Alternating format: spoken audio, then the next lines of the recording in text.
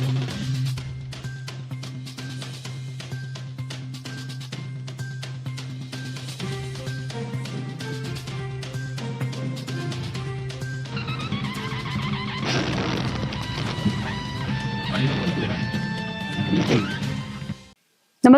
आपण पाहता हिरकणी न्यूज.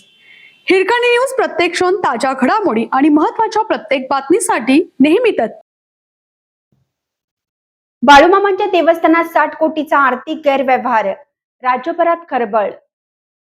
महाराष्ट्र, कर्नाटक, गोवा आणि आंध्र प्रदेशातील लाखो भाविकांचे श्रद्धास्थान असलेल्या आदमापूरच्या संत बाळूमामा देवस्थानात तब्बल 60 कोटी 75 लाख रुपयांचा आर्थिक गैरव्यवहार झालाय.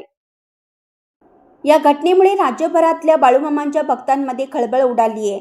या प्रकरणी तत्कालीन पदाधिकारी, विश्वस्तांसह संबंधितांवर भुदरगड पोलीस ठाण्यात गुन्हा दाखल झालाय. आर्थिक गुन्हे शाखा या संदर्भात कसून तपास करत आहे.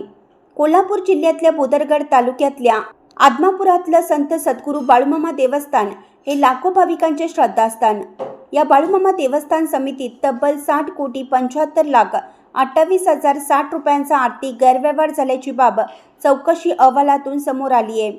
देवस्थान शाखेचे निरीक्षक राजेंद्र गडकरींनी दिलेल्या फिर्यादीवरून भुदरगड पोलिसांनी हा गुन्हा दाखल केलाय.